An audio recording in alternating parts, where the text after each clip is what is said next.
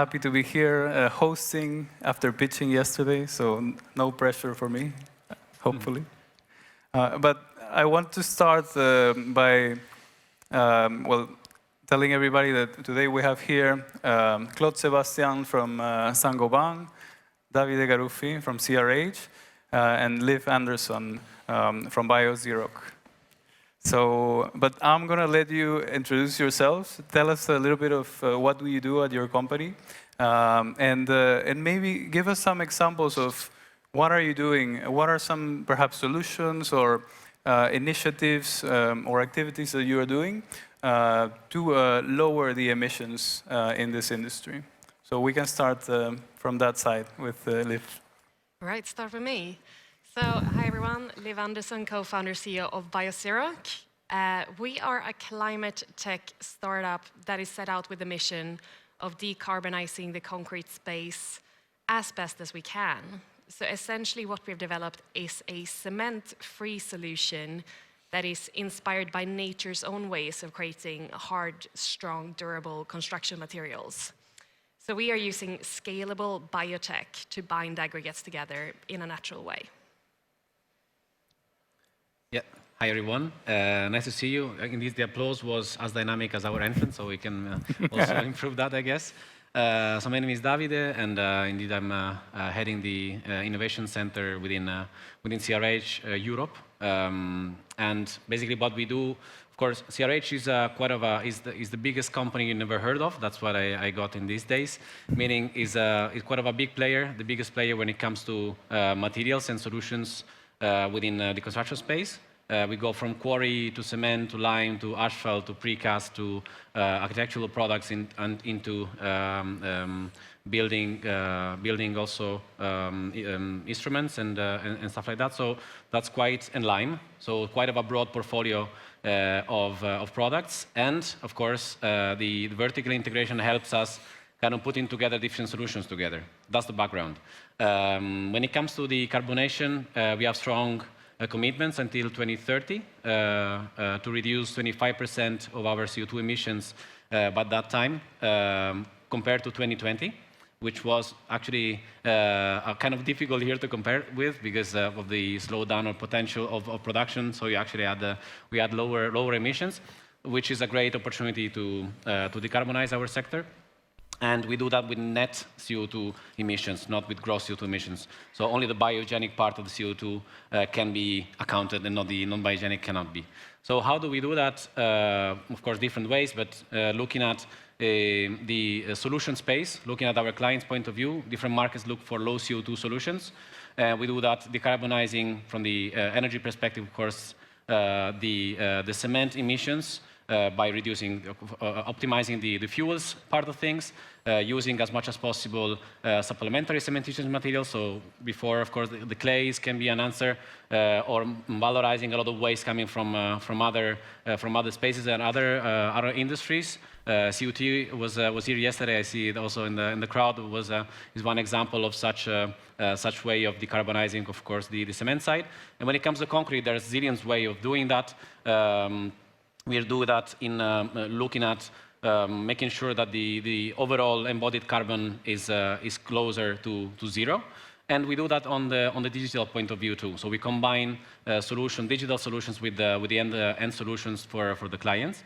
So leveraging the circular economy bit, making sure that we use the new technology, a new industry, the 4.0, connected with our products.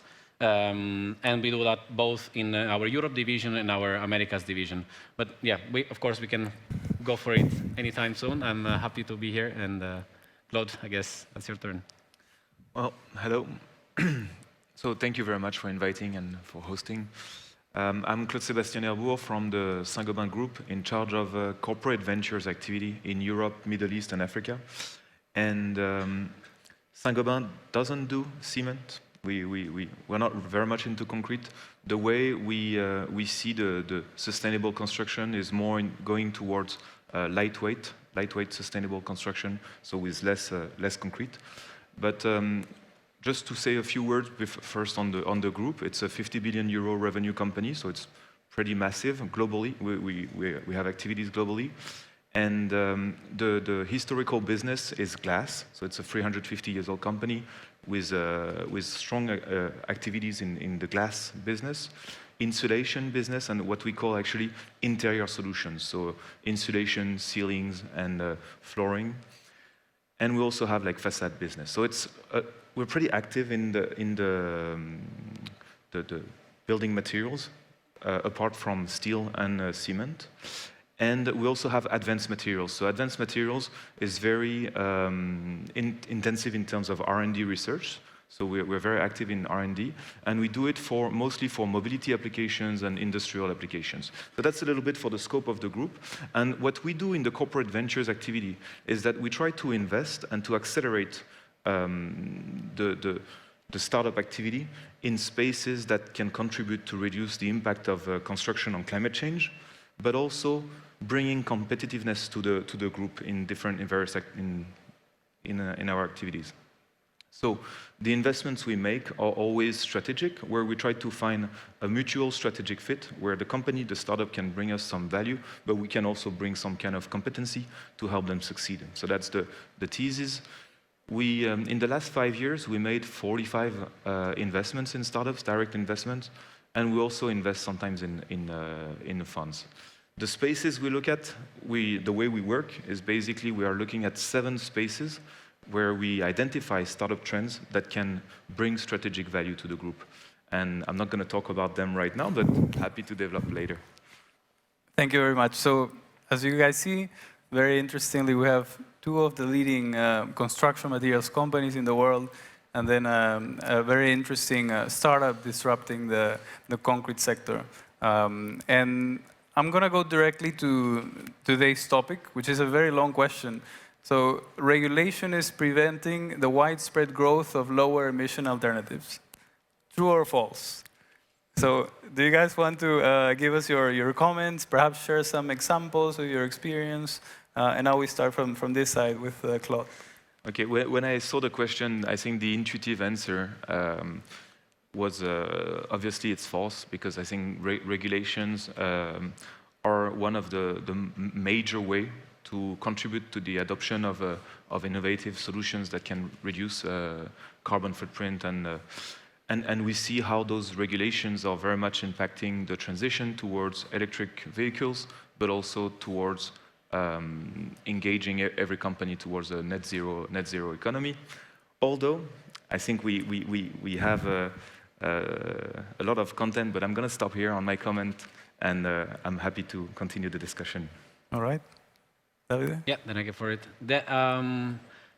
The answer for me is of course, it's yes and no, as any other policy maker would tell you, or other regulation guy would tell you. But there is a lot of space currently to navigate and to actually to leverage the current regulations to make things better, our products better, and specific niches which are less regulated that can be, of course, attacked or be the pioneers first than others. If you look at the construction side, for example, the prefabricated or precast heavy structural area in let's say products are not really the best one to target. I would maybe look into the non-structural elements such as pavers, blocks, and so on. This can be, for example, a good way and gateway to try out new technologies. I see you nodding, so I think yes, it's going in the right direction. This is in short what my opinion here. And what I would like to share with you is that we also have a venturing arm. That's how we are here as Innovation Center side, and Nico is over there. Is actually part of the CRH Venture side. So looking forward to low carbon solutions around today, and of course yesterday and the next days to come. Liv? Yeah. So this is a very interesting question. Of course, construction is a very heavily regulated space, and I would say this is for good reasons. We don't want to be in a building that falls down or walk on a bridge that crumbles. So it makes a lot of sense. But yeah, I think there are spaces that require higher regulations and spaces that perhaps are a bit over-regulated. And as you were saying, there are applications with low risk, low structural requirements, where I think it could become a bit more relaxed to allow for trials to happen there. And I guess as our solution is completely cement-free and we're pushing to make this a 100% circular solution, it's actually a blessing and a curse.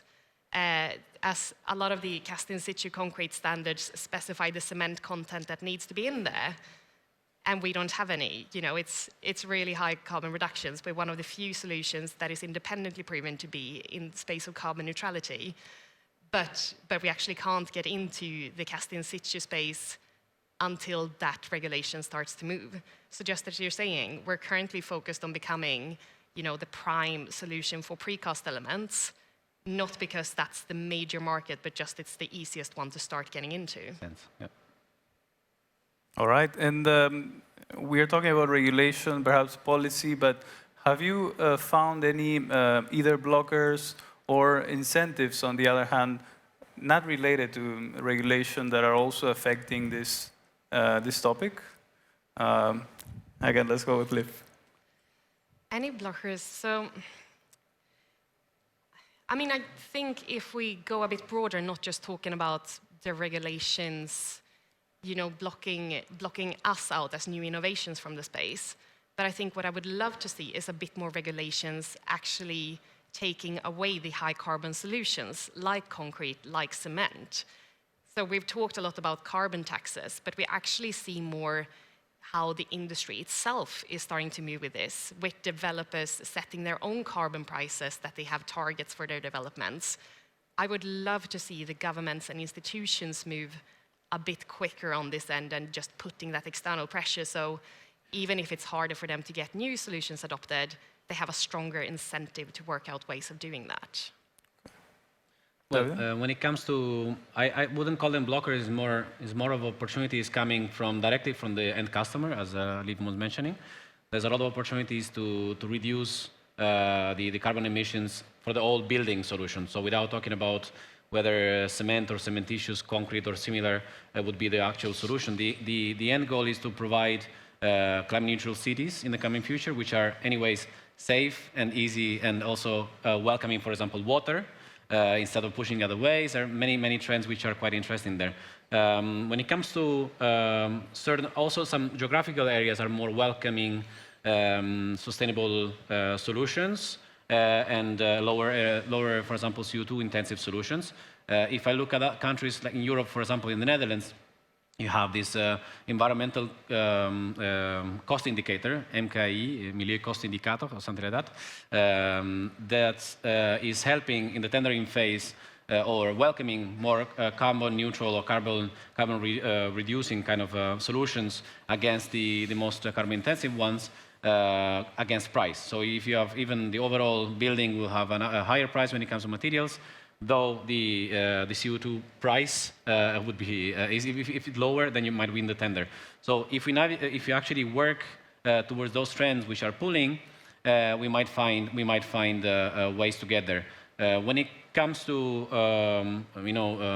out of specs, out of regulations trials, we are super open. We've been working also, actually with Saint-Gobain, we were chatting before with you on a European project which is called Wool to Loop. We actually utilized mineral wool to mix with the concrete to kind of circular mineral wool, so the demolition one into concrete. That's one of the public available information from CRH side, which is getting to that direction of complete circularity going towards low CO2 concrete. Though, I guess the most challenge would be on the performances that you need to reach, right? Sometimes alternative materials, if you always benchmark them against the old OPC, which is of course a strong player into material space, if you're basically comparing apple with apples, then it's easier to do that. If you compare apple with another fruit, then it's going to be difficult to actually justify the long-term availability and need of that product. So what I'm trying to say, the performance-based regulations, which is a big trend that is coming, will be helping out these type of trends where, of course, the market will be needing them. Yeah, just to comment on that, Please. I think that's a really good point. But as you say, you can't compare apples to another fruit, but perhaps apples isn't always the best fruit. Sometimes you want bananas or strawberries. Yeah. And I think all these new materials has the opportunity to not only take the qualities of concrete, but in some places make it even better. And I think that needs to be recognized when we talk about new materials in this space. Yeah. Indeed. I mean, it's about the niche that you're targeting and where to start from. So I think on that side, we are completely on the same space. Yeah. Incredibly enough, getting there. Yeah, I fully agree. I think the beauty of Portland cement was that it's one size fits all, and what we're going to see is more different products for different applications, and that's a good point. Maybe one thing I can add on my observations on the cement space that we've looked at. We also sell chemicals, like construction chemicals, to the cement space, and I can say that I think in terms of, you were asking about blockers. In terms of blockers, I think the fact that the space is so consolidated by a few players can somehow be a little bit challenging for new entrants in the market, because if it doesn't, it's going to shift somehow the power equation in the space. And I think everyone is very much engaged in decarbonizing, but everyone's also super sensitive on how it's going to evolve, and that can be a blocker, I would say. Over the regulations, I think this is also a point. Even though construction is actually very decentralized after that.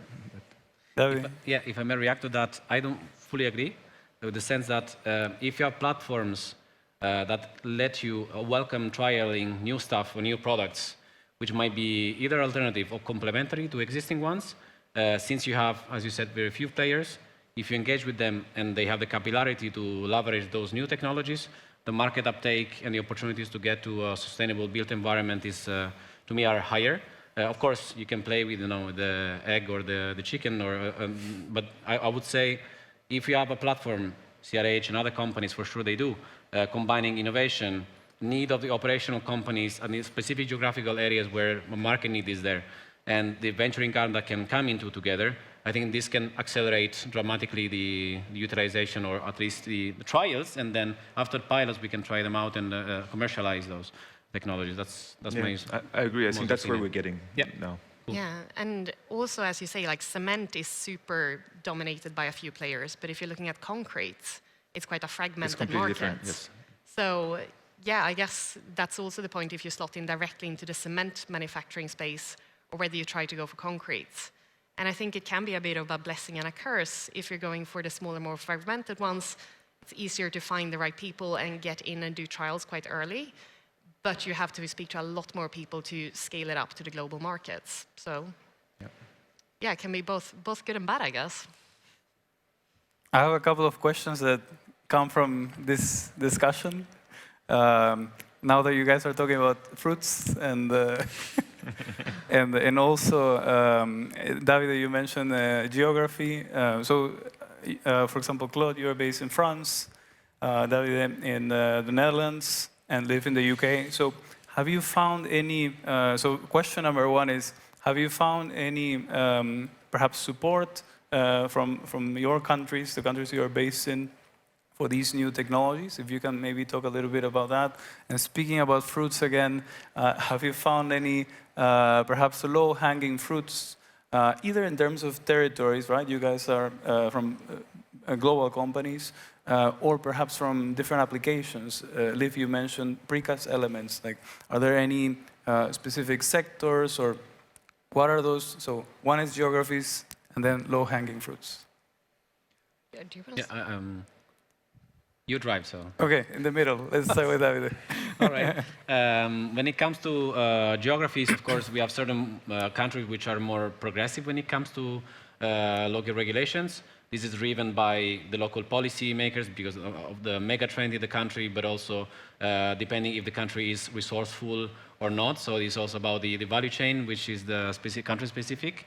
To give you a specific now, a commercial solution example that was introduced to market last year and this year is now thriving in different European countries. We are looking at a low CO2 product, so paver and block. The name is Sivo, so it's a commercial project that went from lab scale, internal development in this case, but welcome to external ones, from lab until market in the last 3 years. And it is it actually has 70 to 80% lower CO2 emissions compared to benchmarking similar products. The reason why it was brought into the markets such as the Netherlands, Germany, Finland, and UK is driven by the local regulation pool and by the local market. In that case, the target space was municipalities. They need to show and, of course, act upon their promises in a certain amount of time. So this could be one of the low-hanging fruits for now at this moment, but so many others to come. Happy to discuss with Liv about that. Liv, you can go next. Yeah, well, being a climate tech startup in the UK is an interesting space right now. I don't know, has anyone heard about Brexit? Yeah, no, a few people. Of course, it's caused some challenges in terms of looking at markets outside of the UK, and recruiting talent from outside of the UK is more complicated. But we do also see some initiatives that have been really encouraging. We are just starting our second Innovate UK funded project to drive our research forward, which is a fantastic support. And we see that a lot of the companies in the UK construction space actually takes these matters very seriously and pursue the net zero ambitions that are set out. So we've gotten a lot of support from industry, actually, which we think is super positive and encouraging. Yeah, to conclude on this, I think it's a great question. You cannot talk about regulation without putting the country that regulates it in the question. And I'd say I have 2 points. My experience was before in China. I spent 12 years there, and where the regulation, it's very strict, and it can really drive changes in terms of climate change to adopt new technologies and get scale on emerging solutions, which was the question. So I think it does have a positive advantage. And what we're seeing in France, we start to have more and more regulations that are really going in the right direction in order to promote, for example, circular economy. And it's very helpful to build up the whole space and the ecosystem. But it does bring up an important question, is how much do we want to be regulated in terms of the economy or not? And so I'll leave it here. Okay. Well, I heard also in this previous discussion that you were talking about this fragmentation in the market, right? It's not only in cement and concrete, but it's in the entire value chain of construction, right? Engineers, designers, architects, construction companies. It's a lot. So how do you guys think that we could perhaps bring all these players and really influence in a positive way in terms of regulation, in terms of policy, and in the end, in terms of making these low-carbon solutions available around the world? Claude, please. Okay, I can start. I think what I'm doing is super important for this. So we're doing venture capital. So we're investing high-risk projects because we believe that the future will be in this direction. And putting more money in venture capital related to those solutions is definitely accelerating the pace of the change. Okay. So that's my take on it. I think it's super important to continue to put more money into the venturing of those activities. Yeah, so from my side, to influence the whole construction material regulations cannot be done only by one company. Of course, it needs to be, so there are specific gateways. So there's a top-down and bottom-up approach.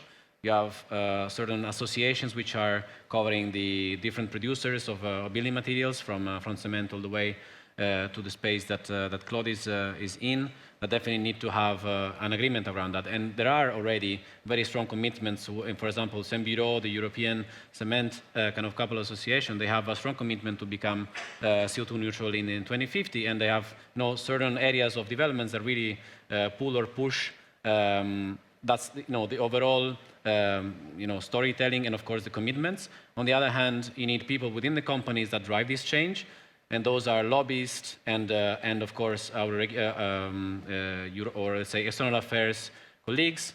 We need to have innovation connected to those guys in order to drive the change and make it, doable and and not questionable.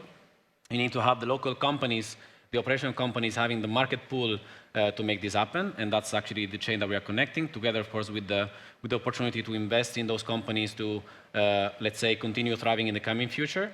In fact, if you look at what we are actually committed to, one of the 4 purposes of CRH is actually innovation. The second one, and then the other 2, which are less relevant to this question, is growth. So how can you grow your own presence without having a strong innovation approach that can, at the end, influence bottom-up and top-down the regulation? So I think the combination of these 4 or 5 elements I mentioned can help a lot at least the push and pull and the implementation in the coming years, or actually coming months, starting from coming months. Yeah, I agree with a lot of what was said. And I think as a startup in this space, at this point in time, we don't really see other low-carbon solutions as competitors. We see them as collaborators, because we're all pushing for the same change. And we need a critical mass to make these changes, change the regulations, change the entry doors, get the space where we can push this in. And it's not only within the climate tech startups, but I think it's more the broader industry. He really needs to drive and collectively push for these changes if we're going to see a change in the space. And something else that we're trying to do is just raising a bit of the public awareness of how bad this space really is. I think it's funny when you see people doing protests and blocking roads to airports, and you sit here and think, like the roads you're sitting on, like taking all the concrete and materials, like it's 4 times the whole aviation industry. Why are you blocking the airports and not the concrete trucks coming out and trying to fill the potholes? We just think like, if we can all come together, push for the same changes, the same drive, together with the industry companies as well, and together with the public, we're going to see a lot quicker changes in this space and get the regulations to a place where we can really become net zero. That's a great message, Liv. And you wanted to add something? Yeah, I'm trying to say that if you see that differently, certain target products or certain target solutions are, let's say, quite challenging with other type of materials. So rather than saying, let's stop the concrete guys going further, I would say, let's try to influence the end product and make sure that they are going to the right direction towards, and of course, complement with any other material, which is welcome if fits the purpose. Rather than stopping these guys going further, I would welcome them rather, as you said very well, as a partner to go through this journey together. Absolutely. A lot of these changes are going to take some time, but I think there are many spaces where we could make the change already if the industry came together and pushed for it. Yeah. All right. Well, we have 0 seconds. If they allow us, just 1 minute. I wanted to ask all of you if you could, in 1 or 2 lines, if you could send a message. We have some investors, big companies here, startups, hopefully some policymakers and regulators. So what message would you send them in order to, again, to promote this and this massive widespread of low carbon solutions that we are all developing? Claude, you can start. Yeah, continue to invest and people will make it happen. That's all right. Okay. Well, let's partner together. That's basically the message. Yeah, I agree with that. I think let's partner together and invest in the things that are going to bring our economy forward. All right. Thank you very much. Thank you. Thank you.